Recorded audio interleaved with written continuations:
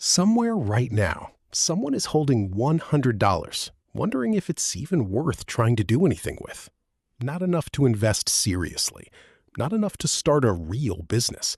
Just $100, sitting there feeling almost too small to matter.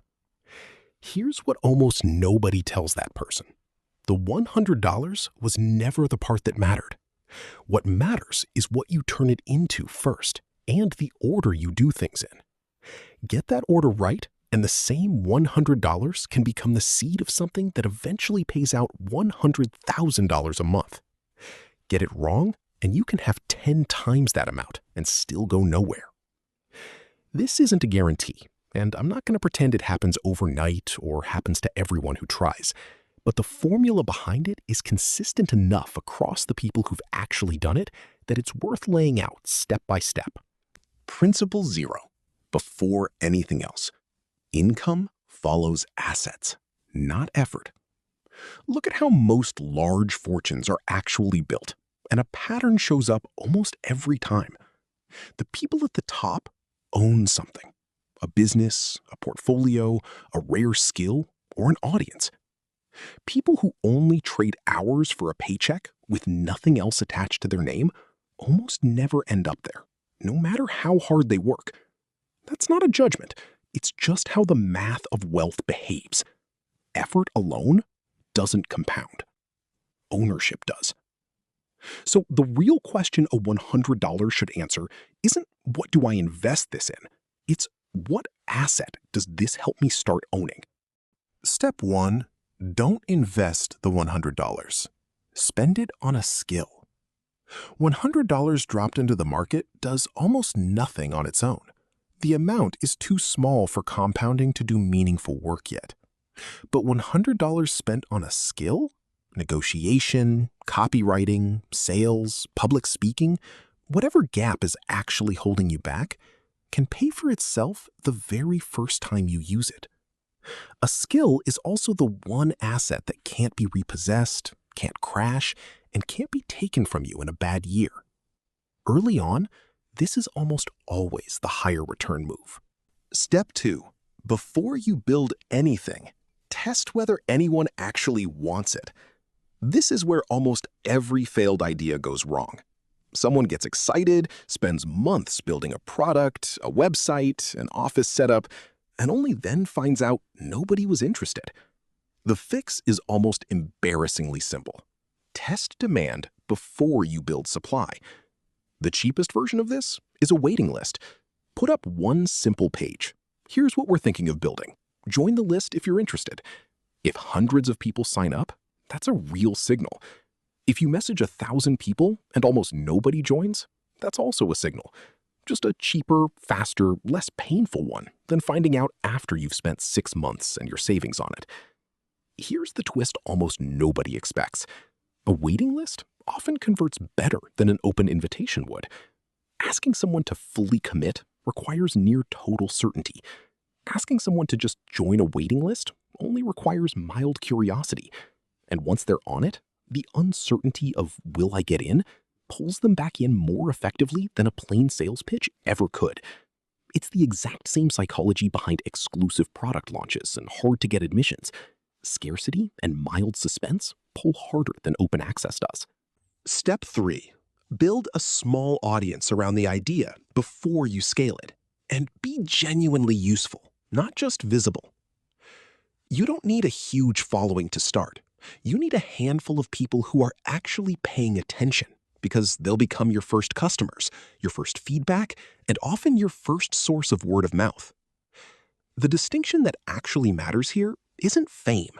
It's whether you're pointing at something worth paying attention to or just pointing at yourself. Sharing what you're building and why tends to attract people who want to be part of it. Sharing only that you exist rarely does. Step 4. Package an offer. Then treat yourself as a salesperson before anything else. At the early stage, almost nobody else is going to sell your idea for you. That means the founder is the chief salesperson, whether or not that title feels comfortable. This is usually the point where 6 figures of revenue becomes realistic, not because the idea got more brilliant, but because someone finally sat down and consistently turned interested people into paying customers. Step 5. Stop trying to do it alone. Solo effort has a ceiling. Every stage past the first few $1,000s tends to need a small team with complementary strengths. Someone who sees the big picture, someone who actually executes the work, someone who's good with people and relationships, and someone who watches the numbers. Most early businesses are missing at least one of these, and it's usually the same gap that quietly caps their growth. A founder who's brilliant at vision but has no one executing behind them will generate a lot of exciting ideas and very little revenue. Step 6, and this is the one almost nobody considers. You don't have to start from zero.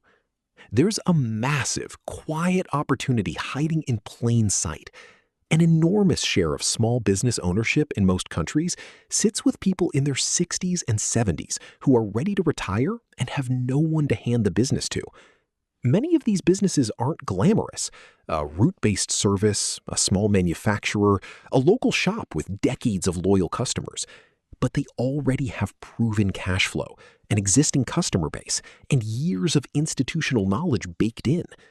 Buying one of these, sometimes with little or no money down through a structured payment plan backed by the business itself, skips the riskiest part of starting from scratch entirely, the part where you don't yet know if anything works. Bring in some fresh energy, digitize the outdated parts of the operation, re-engage a team that's been running on autopilot for years, and it's possible to grow a business that was stagnant for a decade by several times over in a fraction of that time. Step 7. Once something is working, digitize and systemize everything you can. The jump from a comfortable side income to real scale usually comes down to revenue per person, not headcount. A 10-person team generating 6 figures each is a very different business from the same 10 people generating barely enough to cover payroll.